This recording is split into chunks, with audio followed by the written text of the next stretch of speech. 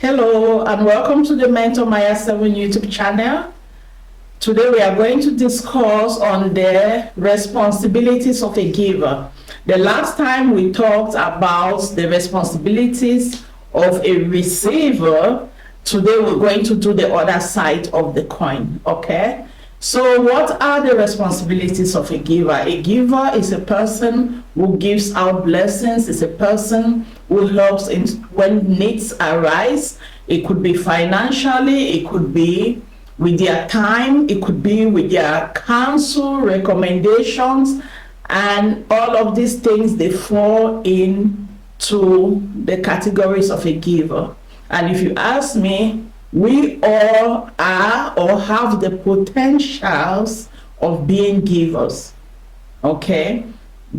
From our discussion, we're going to see that everybody, no matter the age, the social status, the financial stand, we can all be givers of something. And that is how we'll make the world to go around. The very first responsibility of the giver is towards themselves. Now, you have to say and come to the understanding as a giver that nothing is too small or too big to give.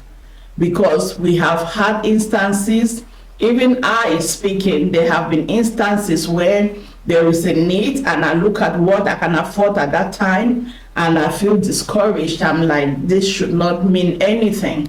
But we know what is said about the drops of water filling a river, filling the sea. It's one drop at a time. So there is nothing that is too small to give. And if we have established, I think before, if you've watched the other video I previously posted, we cannot solve all the problems of the world. We cannot give in every situation. The best way to do it is to listen to your mind, your spirit, the leading, your conviction about a situation and what you are able to do about it. That should be your personal decision. But while you're thinking about it, know that there is nothing too big or too small to give. Blessed is he that giveth. As we give, that is how we would receive. It may not come in the same form or when we expect it. It might even not come when we're still alive. We might be dead and gone, but our children's children will benefit from the seed that we did plant, okay? And I'm not saying it in the way that emojis have taken it now to be guilt-stripping people and be like, plant a seed, plant a seed. I'm not saying it in that sense. I'm saying it in the real sense of the Bible. It is a seed that is being planted. Even in the physical, we plant seeds, a seed of corn, and it will give you 1 or 2 cups later. Okay, who can count it? So in that sense, without trying to use manipulative words, giving is indeed planting of seeds. So nothing is too big or too small to give. Just give and the rest will be taken care of, okay? So that's the first. The second one is to make sure as a giver, do not give under pressure. Now, if you categorize yourself as a people pleaser, this is specifically for you. Personally, I'm not a people pleaser. Thank God. Okay, I'm very opinionated and I'm strong on my opinions and I'm strong on my convictions, and I don't get easily swayed, but I have seen and I know some people pleasers around me, and I've heard of stories. Especially if you are a people pleaser, you really have to withdraw from the situation, get out of the picture, and ask your real self. Quiet your mind, quiet your conscience, because somewhere in your conscience, it has been made to overfeel, even things that are non-existent. Quiet your mind and say to yourself, really dig deep inside, what is it I want to do? And then go from there. Do not give under pressure. What happens when somebody gives under pressure is that in the long run, actually in the short run, they regret their gift, in the long run, it builds resentment. Okay, it can be, for example, you know somebody who needs your time a lot. Maybe they have a baby issue, babysitting issue, and you're always chipping in, and your energy, your time is out, like you really don't have it like that. But then you have this feeling like you're stuck with the situation. And then this is taking, it takes a while for a child to grow, right? Before they get to school, maybe 1, 2 years, 3 years. In the long run, it turns into a resentment. Okay, this thing has been dragging out for too long, and you're giving what you don't have, the last of your efforts. Even you being a nice person, it doesn't mean that you're not nice, you're not sacrificial, but then you only sacrifice when you have something. You do not sacrifice from the open, from the empty, So make sure in the long run, it doesn't come with regrets and resentment. Okay, and this doesn't happen if you are certain, if you take yourself out of the situation and make your decisions on your own. Okay, it would hardly get to that. Now, the third aspect that is a responsibility of a giver is to make sure that you package your gift in love. Okay, package your gift in love.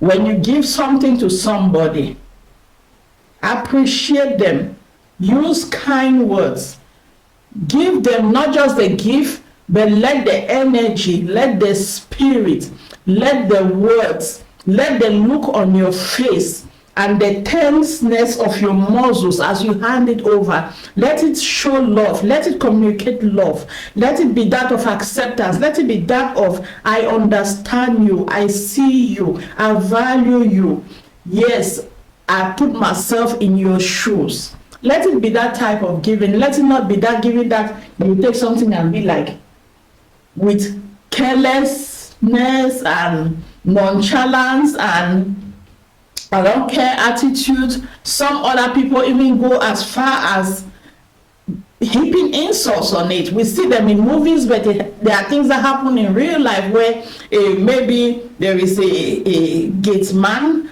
or a servant, a house servant is having difficulties. Maybe a parent of theirs is sick in the village, and then they come and they ask him for help, and then the boss takes the money and throws it at them. Seriously, humans are not dogs. I've even seen dogs being treated better than that. So package your love, your gift in love. Like your gift is needed for physical, mental, and probably physical reasons to resolve issues in the physical, okay?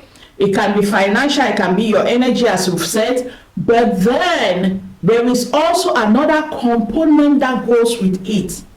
And that is why sometimes we have also seen that there are some people that you would help and they would never appreciate you. They will not deny your gift. They will say, yes, this person helps me through this and that, but I am no longer friends with them, but I no longer hang with them, but I would never go back to them if I have a choice, because they made me feel like this, they made me feel like that.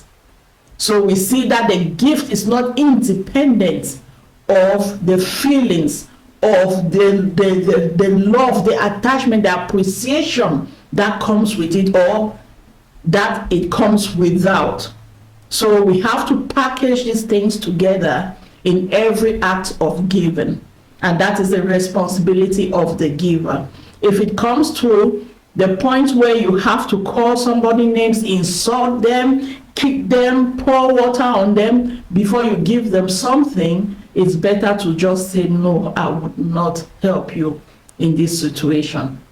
It is better that way than to give it and denigrate them and make them feel less of a human. Okay? Now, the fourth responsibility of a giver is to uphold your promise. Uphold your promise.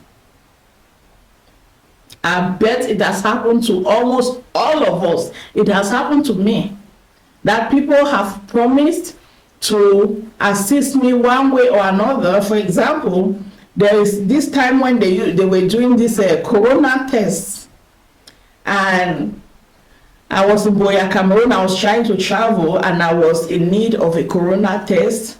And it happens that my trip was on a Tuesday, and in the city where I live, Mondays are ghost towns. They are shut down for civil unrest and whatever. So I was calling I called several people. Somebody gave me somebody's number who was working at this corona test center, and they recommended that I should talk with this person and see if they could open up for a few minutes, maybe for an hour, to get me tested, because I needed that test before my trip, right? So I contacted this person. He accepted. He'll be there at the test center.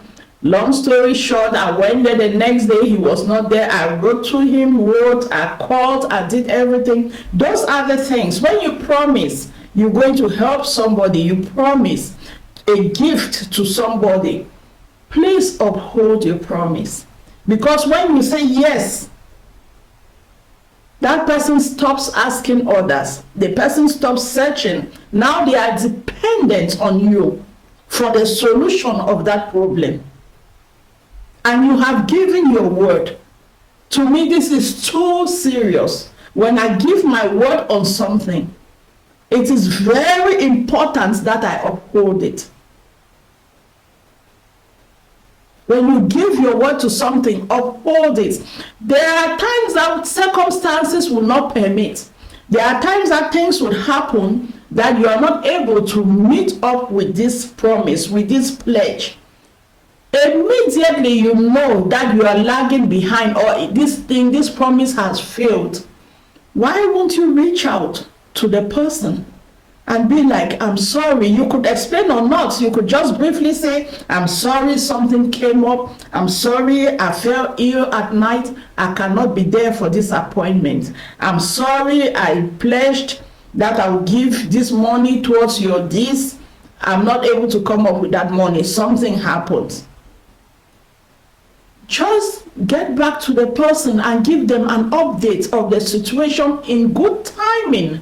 That way you give them the possibility to go out immediately and start looking for where they would find a solution to this issue they're facing.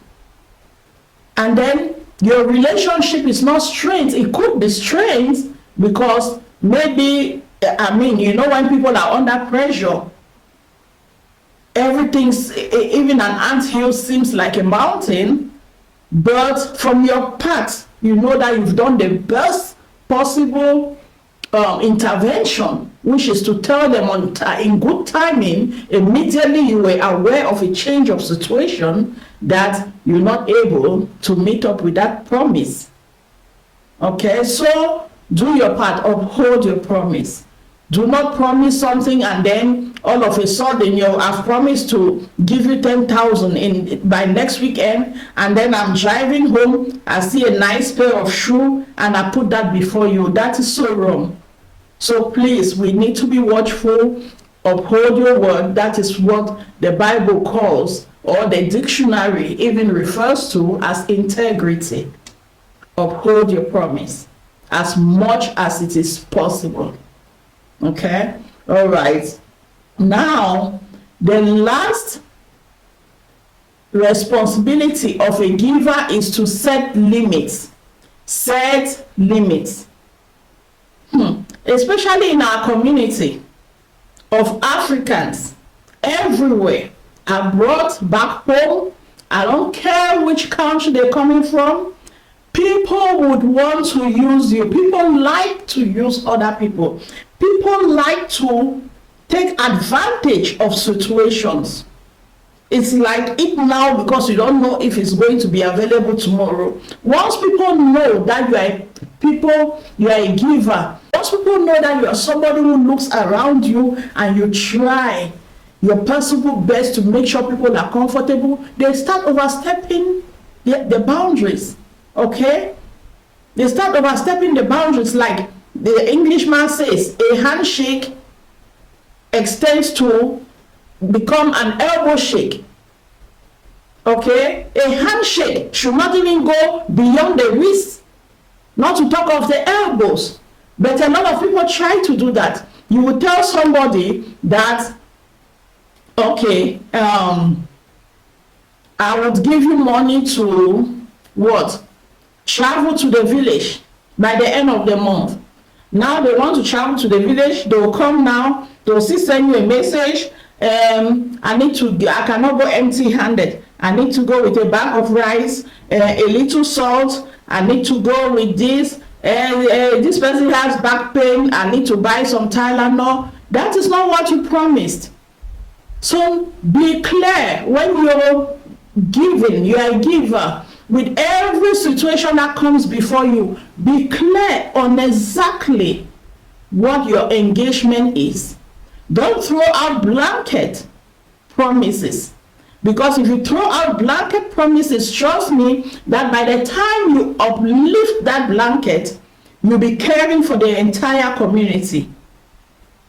Okay? So be very specific and set limits. Every time somebody starts to overstep their boundaries, one thing is you could be quiet and just stay to your business. You know where your limit is, or you just blatantly say, that is not in my portfolio, it's not in my plans, it's not in my promise, it's not part of my pledge. Okay, clearly be clear, set limits. And then we have also in our community people that, you know, I'm still to see. Actually, I think I've seen like 1 or 2 cases where a receiver came and said, the situation is better, thank you so much, you don't need to worry about it again. Maybe in my entire life, 1 or 2 situations, people that did that, okay? But for the rest, you will never hear that that situation has gotten better. As you're giving, they're taking, you're giving, they're taking, you're giving, they're taking. Even if now they're in a position where they're even earning more than you are, their monthly income is even better. Maybe somebody who was sick is even feeling well, especially for the diaspora people. You're not seeing what is happening back home. You just keep sending and they are receiving. But they're not giving you updates of how the situation has ameliorated. Okay? Receivers generally do not have a limit on their receiving. It's like a dark hole you're trying to fill. So you have to set limits. You have to set limits. If it's a time period, set the time period. If it's an expectation of a stage or a graduation date, or you have to set those limits. This is what I'm doing it until this time. I'm doing it until 2025. You have to set limits. So again, it's a difficult call for people pleasers, but truly it is better you bite the bullet, stamp your foot down, use your last courage and do it, than to do it and you're drained. And trust me, those people you get drained for, when you finally get stranded, most of them will not be there. Although that is not the expectation of giving, but I'm just saying you have to think about that. You have to be on your own feet. You have to be on your own seat to be able to help another person to stand or to sit, right? So that's it for the expectations of a giver. Watch out for yourself. As you care for other people, care for yourself. Love yourself, and then you can love another person better. That's what we're saying, okay? Thank you so much, and I'll see you in the next episode. Ciao.